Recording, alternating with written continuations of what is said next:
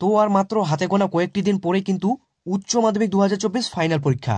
এই শেষ মুহূর্তের যে সময়টা রয়েছে, এই সময়টাকে তোমরা যদি ঠিকঠাকভাবে কাজে না লাগাতে পারো, তো তোমার কিন্তু রেজাল্ট অনেকটাই খারাপ হয়ে যাবে। আর যদি এই সুবর্ণ শেষ মুহূর্তের সময়টাকে তোমরা যদি ঠিকঠাকভাবে কাজে লাগাতে পারো, তো তুমিও কিন্তু সেই সব টপার স্টুডেন্টদের মতো 10 ধাপ এগিয়ে যাবে। তো আজকের ভিডিওতে ইতিহাস বা হিস্টোরি বিষয়ে পরীক্ষায় আসার মতো মাত্র 30 থেকে 35টি এসসিকিউ শর্ট প্রশ্ন ও তার উত্তর নিয়ে আলোচনা করা হবে। তুমি যদি এবছরে একজন উচ্চ মাধ্যমিকের শিক্ষার্থী হয়ে থাকো, তো আজকের ভিডিওটি বলা সমস্ত এসসিকিউ শর্ট প্রশ্ন দেখে যদি পরীক্ষা দিতে যাও, তো তুমিও একটা খুব দুর্দান্ত রেজাল্ট করে ফেলেছো। তাই সময় নষ্ট না করে চলো সেই ভিডিওটি দেখে নেওয়া যাক। তো ইতিহাস বিষয়ে প্রথম অধ্যায় থেকে তোমাদের কোনো এসসিকিউ আসে না, তাই দ্বিতীয় অধ্যায় থেকে প্রথম প্রশ্নটি দেখে নেব। মার্কেন্টাইলবাদ কি? উত্তর হয়ে যাবে অ্যাডাম স্মিথ 1776 সালে তার ওয়েলথ অফ নেশন গ্রন্থে বলেছেন, ইউরোপের শক্তিশালী দেশগুলি পণ্যদ্রব্য প্রস্তুতকারক কাঁচামাল সংগ্রহ ও বিক্রয় বাজার দখলের জন্য যে নীতি নিয়েছিল তা কিন্তু মার্কেন্টাইলবাদ। তো এখানে আরেকটি প্রশ্নের উত্তর হয়ে যাচ্ছে কি, ওয়েলথ অফ নেশন গ্রন্থের রচয়িতাকে? উত্তর হয়ে যাবে অ্যাডাম স্মিথ 1776 সালে। তো এইভাবে পড়লে তোমরা কিন্তু অনেকটাই এগিয়ে যাবে। তো এরপরে 2 নম্বর দাগের প্রশ্নটি দেখে নেব। ভারতে কোন কোন স্থানে পর্তুগিজরা বাণিজ্য কুঠি ছিল? উত্তর হয়ে যাবে ভারতের মুম্বাই, গোয়া, কোচিন, দমন, চট্টগ্রাম, হুগলি প্রভৃতি স্থানে কিন্তু পর্তুগিজরা বাণিজ্য কুঠি গড়ে উঠেছিল। এর পরের প্রশ্ন, বৈদেশিক বাণিজ্য জন্য চীনে কোন দুটি বন্দর নির্দিষ্ট ছিল? উত্তর হয়ে যাবে ক্যান্টন ও মেকাও। এর পরের প্রশ্ন, 1612 খ্রিস্টাব্দে ভারতের কোথায় প্রথম ইংরেজ বাণিজ্য কেন্দ্র স্থাপিত হয়? উত্তর হয়ে যাবে ভারতের পশ্চিম উপকূলে অবস্থিত সুরাট বন্দরে 1612 খ্রিস্টাব্দে প্রথম ইংরেজ বাণিজ্য কুঠি গড়ে উঠেছিল। এর পরের প্রশ্ন, কোন ইউরোপীয় দেশ চীনের সঙ্গে প্রথম বাণিজ্যিক সম্পর্ক গড়ে তুলেছিল? উত্তর হয়ে যাবে মীর রাজবংশের অধীনে পর্তুগিজরাই কিন্তু চীনের সঙ্গে প্রথম বাণিজ্যিক সম্পর্ক গড়ে তুলেছিল। এর পরের প্রশ্ন, সোশ্যাল ডারউইনবাদের প্রবক্তা কে? উত্তর হয়ে যাবে হারবার্ট স্পেন্সার। এরপরে 7 নম্বর দাগের প্রশ্নটি দেখে নেব। শিল্প বিপ্লব সর্বপ্রথম কোথায় শুরু হয়েছিল? উত্তর হয়ে যাবে ইংল্যান্ডে সর্বপ্রথম শিল্প বিপ্লব সংঘটিত হয়েছিল। নেক্সট প্রশ্নটি, সাম্রাজ্যবাদ বলতে কি বোঝায়? এখানে উত্তর হয়ে যাবে সাম্রাজ্যবাদ বলতে সাধারণভাবে বোঝায় যখন কোনো একটি শক্তিশালী দেশ অপর একটি দুর্বল দেশের ওপর বলপূর্বক প্রভাব ও নিয়ন্ত্রণ স্থাপন করে নিজ স্বার্থে শাসন ও শোষণ করে, তাকে কিন্তু সাম্রাজ্যবাদ বলে। তো নেক্সট প্রশ্নটি দেখে নেব। আমেরিকা মহাদেশ কে আবিষ্কার করেন? উত্তর হয়ে যাবে ইতালীয় নাবিক ক্রিস্টোফার কলম্বাস 1492 খ্রিস্টাব্দে আমেরিকা মহাদেশ আবিষ্কার করেন। আর তোমাদের জানিয়ে রাখি, এই আজকের ভিডিওটিতে বলা এসএকিউ শর্ট প্রশ্ন ছাড়াও তোমাদের আরও ইতিহাস বিষয়ে একটি ভিডিও পোস্ট করা হয়েছে, যেখানে 70টি সেরা এমসিকিউ শর্ট প্রশ্ন বলে দেওয়া হয়েছে। ওইখান থেকে কিন্তু প্রশ্নগুলি এসএকিউ আকারেও পরীক্ষায় আসতে পারে। তাই তোমরা যদি সত্যি ইতিহাস বিষয়ে ভালো রেজাল্ট করতে চাও, তো সেই ভিডিওটি অবশ্যই দেখে নিও। সেই ভিডিওটির লিঙ্ক এই ভিডিও ডিসক্রিপশন বক্সে দিয়ে দেওয়া হলো। তো এর পরের প্রশ্নটি দেখে নেব। 10 নম্বর দাগের প্রশ্নটি, ঔপনিবেশিকবাদ বলতে কি বোঝো? উত্তর হয়ে যাবে সাধারণভাবে ঔপনিবেশ বলতে বোঝায় রাষ্ট্র থেকে বিচ্ছিন্ন কোনো ভূখণ্ড, যে ভূখণ্ড উক্ত রাষ্ট্রের কাছে নির্দিষ্টভাবে আনুগত্য প্রকাশ করে এবং ওই ভূখণ্ডে যাবতীয় সম্পদ আধিপত্য স্থাপনকারীর দেশটির স্বার্থে ব্যবহার হয়। তো এরপরে চলে আসবো আমরা তৃতীয় অধ্যায়। তৃতীয় অধ্যায় থেকে প্রথম এসসিকিউটি দেখে নেব। আলীনগরের সন্ধি কত খ্রিস্টাব্দে কাদের মধ্যে স্বাক্ষরিত হয়েছিল? উত্তর হয়ে যাবে 1757 খ্রিস্টাব্দে 9 ফেব্রুয়ারি সিরাজউদ্দৌলা এর সঙ্গে ইংরেজ ইস্ট ইন্ডিয়া কোম্পানির মধ্যে আলীগড়ের সন্ধি স্বাক্ষরিত হয়। কত খ্রিস্টাব্দে? 1757 9 ফেব্রুয়ারি। তো এর পরের প্রশ্ন, নানকিন এর সন্ধি দুটি শর্ত লেখো। উত্তর হয়ে যাবে ক্যান্টন সহ আরও 4টি চীনের বন্দর ইউরোপীয় বাণিকদের বাণিজ্য ও বসবাস উদ্দেশ্যে খুলে দেওয়া হয়, এবং দ্বিতীয়, হংকং বন্দর চিরকালের জন্য ইংরেজদের হাতে ছেড়ে দেওয়া হয়।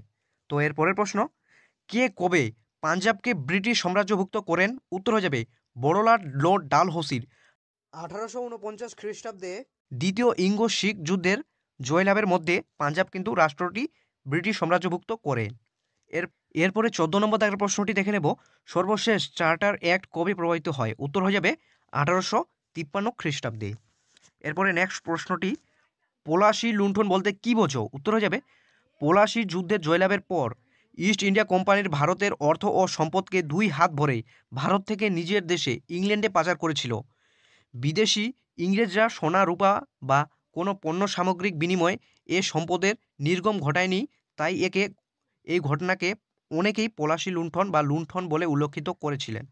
এরপরের প্রশ্ন, ভারতের সুপ্রিম কোর্টের প্রথম বিচারপতি কে ছিলেন? উত্তর হয়ে যাবে স্যার এলিজা ইম্পে। এরপরে 17 নম্বর দাগের প্রশ্নটি, সূর্যাস্ত আইন বলতে কি বোঝায়?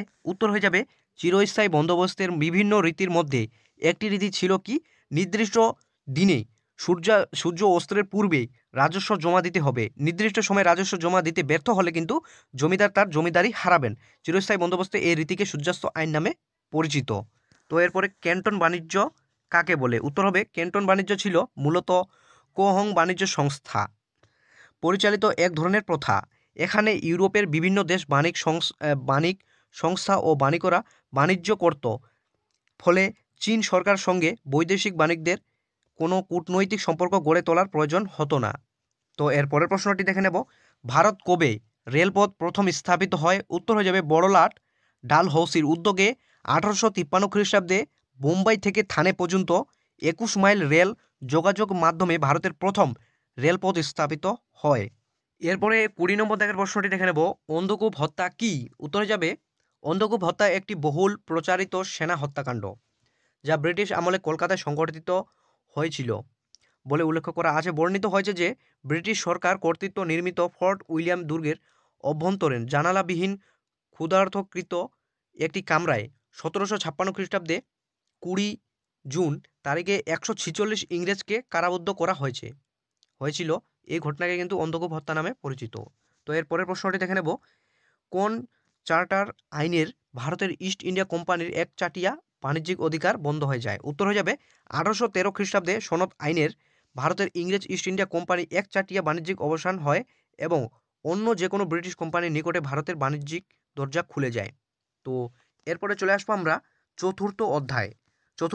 প্রথম প্রশ্নটি দেখে নেব, চুইয়ে পড়া নীতি কি বা কাকে বলে? উত্তর হবে খ্যাতনামা ব্রিটিশ চিন্তাবিদ ও সাহিত্যিক মেকলে তার বিখ্যাত মিনিটস এ বলেছেন যে প্রথমে উচ্চ ও মধ্যবিত্ত মধ্যে ইংরেজি শিক্ষা বিস্তারিত হবে এবং তারপর তার ধীরে ধীরে ব্যাপকভাবে সাধারণ মানুষের মধ্যে মতো ছড়িয়ে পড়বে। এই নীতিকে চুইয়ে পড়া নীতি নামে পরিচিত ছিল। তো এরপরে প্রশ্ন, দলিত কাদের বলা হতো? উত্তরে যাবে দলিত শব্দের আক্ষরিক অর্থ হলো পদদলিত বা অবহেলিত। ভারতের বর্ণ বিভক্ত সমাজ ব্যবস্থায় প্রান্তিক স্তরে অবস্থিত শোষিত বঞ্চিত ও স্পৃশ্য জনগোষ্ঠী দলিত নামে পরিচিত ছিল। সাধারণভাবে মাহার, নাদার, চামার, পুলা ইত্যাদি জনগোষ্ঠী দলিত নামে পরিচিত। এরপরে 24 নম্বর দাগের প্রশ্নটি, মানুষ গড়ার আদর্শে কে বিশ্বাসী ছিলেন? উত্তরে যাবে স্বামী বিবেকানন্দ মানুষ গড়ার আদর্শে বিশ্বাসী ছিলেন। এরপরে 25 নম্বর দাগের প্রশ্নটি, আলেকজান্ডার ডাফ কে ছিলেন? উত্তরে যাবে আলেকজান্ডার ডাফ বাংলার শিক্ষা প্রসারের উদ্দেশ্যে অনেকগুলি ইংরেজি বিদ্যালয় স্থাপন করেন। এদের মধ্যে অন্যতম ছিল জেনারেল অ্যাসেম্বলিজ ইনস্টিটিউশন। এদেশে পাশ্চাত্য শিক্ষার প্রসারে তার অবদানের জন্য তিনি ইতিহাসে স্মরণীয়। তো এরপরে চলে আসবো আমরা 26 নম্বর দাগের 100 দিনের সংস্কার বা 100 দিবসের সংস্কার কি ছিল? উত্তর হয়ে যাবে কাং ইউয়ে নামে পণ্ডিতের সুপারিশের ভিত্তিতে সম্রাট কুয়াংসু 1898 খ্রিস্টাব্দে 11 জুন এক সংস্কার কর্মসূচিতে গ্রহণ করেন যা 22 সেপ্টেম্বর পর্যন্ত মাত্র 100 দিন চালু ছিল। সেই কারণে এই সংস্কার কর্মসূচিত 100 দিবস সংস্কার নামে খ্যাত। 27 নম্বর দাগের প্রশ্নটি দেখে নেব, তাইপিং বিদ্রোহ কবে এবং কোথায় হয়েছিল? উত্তর হয়ে যাবে 1850 থেকে 1868 খ্রিস্টাব্দের মধ্যে দক্ষিণ চীনে কুয়াংসিং প্রদেশে হাং সিউচুয়ানের নেতৃত্বে তাইপিং বিদ্রোহ সংগঠিত হয়েছিল। তো এইটুকু লিখলেই কিন্তু হয়ে যাবে। তো এরপরের প্রশ্ন দেখে নেব, 28 নম্বর দাগের হিন্দু বিধবা পুনর্বিবাহ আইন কোন খ্রিস্টাব্দে প্রবর্তিত হয়েছিল? উত্তর হয়ে যাবে বড়লাট লর্ড ক্যানিংয়ের আমলে ঈশ্বরচন্দ্র বিদ্যাসাগরের উদ্যোগে 1856 খ্রিস্টাব্দে হিন্দু বিবাহ বা পুনর্বিবাহ আইন প্রবর্তিত হয়েছিল। এরপরের প্রশ্ন, চুক্তিবদ্ধ শ্রমিক কাদের বলা হতো? উত্তর হয়ে যাবে যারা নির্দিষ্ট বেতনের বিনিময়ে নির্দিষ্ট সময়ে বিদেশে কাজ করার চুক্তিতে আবদ্ধ হয়। 19 শতকে ভারত ও চীনের অনেকেই দরিদ্র মানুষ চুক্তিবদ্ধ শ্রমিক হিসাবে কিন্তু বিদেশে কাজ করতে যেত। এরপরের প্রশ্ন, কেরালায় কে অস্পৃশ্যতার তার বিরুদ্ধে শক্তিশালী আন্দোলন গড়ে তোলেন? উত্তর হয়ে যাবে শ্রীনারায়ণ গুরুর নেতৃত্বে। এর নেক্সট প্রশ্নটি দেখে নেব, প্রার্থনা সমাজের প্রতিষ্ঠাতা কে? উত্তর হয়ে যাবে আত্মারাম পাণ্ডুরঙ্গ। 1867 খ্রিস্টাব্দে মহারাষ্ট্রের প্রার্থনা সমাজ প্রতিষ্ঠা করেন। এর পরের প্রশ্ন, উডের ডেসপ্যাচ কি? উত্তর হয়ে যাবে বোর্ড অফ কন্ট্রোলের সভাপতি চার্লস উড 1854 খ্রিস্টাব্দে একটি শিক্ষা সংক্রান্ত নির্দেশনামা জারি করেন। এতে সরকারি উদ্যোগে প্রাথমিক, মাধ্যমিক স্কুল ও কলেজ প্রতিষ্ঠাতা একটি স্বতন্ত্র শিক্ষা বিভাগ স্থাপন, 3টি প্রেসিডেন্টি শহরে বিশ্ববিদ্যালয় স্থাপন প্রকৃতির কথা বলা হয়। এগুলি কি উডের নির্দেশনামা নামে খ্যাত। এরপর প্রশ্নটি দেখে নেব, 1924 থেকে 25 খ্রিস্টাব্দে ভাইকম সত্যাগ্রহের নেতৃত্ব কে দেন? উত্তর হয়ে যাবে দক্ষিণ ভারতের ভাইকমের শ্রী নারায়ণ গুরুর নেতৃত্বে 1924 থেকে 25 খ্রিস্টাব্দে নিম্নবর্গের মানুষের মন্দিরে প্রবেশের আন্দোলন বা ভাইকম সত্যাগ্রহ গড়ে উঠেছিল। এরপরে 34 নম্বর দাগের প্রশ্নটি, বক্সার প্রোটোকল কবে সম্পাদিত হয় অথবা বক্সার প্রোটোকল কাদের মধ্যে স্বাক্ষরিত হয়? উত্তর হবে 1901 খ্রিস্টাব্দে 7ই সেপ্টেম্বর চীনের কিং রাজাবংশ ও বক্সার বিদ্রোহ দমনে সাহায্যকারী 8টি ইউরোপীয় শক্তির মধ্যে বক্সার প্রোটোকল স্বাক্ষরিত হয়। এর পরের প্রশ্ন, কে কবে রামকৃষ্ণ মিশন প্রতিষ্ঠা করেন? উত্তর স্বামী বিবেকানন্দ 1897 খ্রিস্টাব্দে রামকৃষ্ণ মিশন প্রতিষ্ঠা করেন।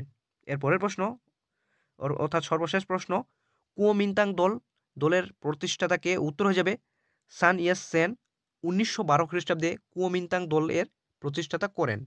তো আজকের ভিডিওটি এ পর্যন্তই ছিল। 36টি এসসিকিউ চতুর্থ অধ্যায় থেকে তোমাদেরকে বলে দেওয়া হলো। এরপরে নেক্সট ভিডিওয়ে চতুর্থ থেকে পঞ্চম, ষষ্ঠ, সপ্তম, অষ্টম এই 4টি অধ্যায়, শেষ অধ্যায়টি আলোচনা করা হবে এসসিকিউ নিয়ে। তো তোমরা সেই ভিডিওটি অবশ্যই দেখে নেবে। তো আজকের ভিডিওটি তোমরা দেখে যদি একটু উপকৃত হয়ে থাকো তো ভিডিওটিকে অবশ্যই তোমাদের বন্ধুদের কাছে শেয়ার করে দিবে। তো দেখা হচ্ছে সেই নেক্সট ভিডিওয়ে। তো তখন তোমরা ভালো থাকো, সুস্থ থাকো এবং শেষ মুহূর্তের জন্য মনোযোগ দিয়ে পড়াশোনা করতে থাকো। ধন্যবাদ।